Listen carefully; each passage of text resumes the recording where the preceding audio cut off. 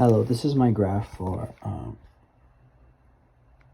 this is the Sun Regression Project, Sao Paulo, Brazil. That is the city and the date I've chosen. January 16. That is the city and the date I've chosen. This is the graph I made representing the time of day and also the altitude in the sky. Let me zoom in a little bit better so you can see clearer.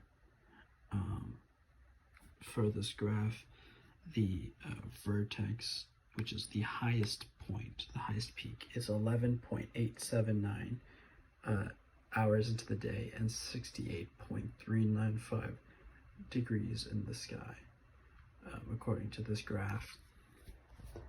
And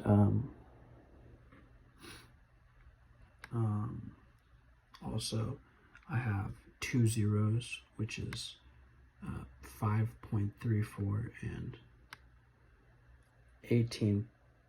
Let me see. And 18.235. Basically, zeros are whenever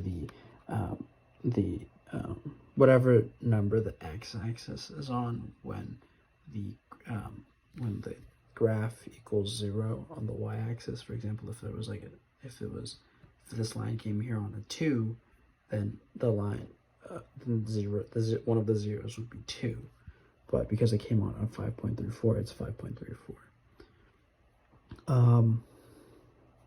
The axis of symmetry is also 11.879. If you were to cut this perfectly down the middle, it should be completely equal on both sides. And on the left here, everything before 11.879688395 is an increasing interval, and everything after is a decreasing interval. And you can tell this by seeing whether or not it rises the further right you go, or whether it decreases the further right you go.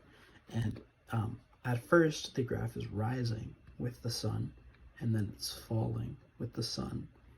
So 0 is when we start the day, or 0, 0, 1. That would be the interval of increase for the sun, and then 11.879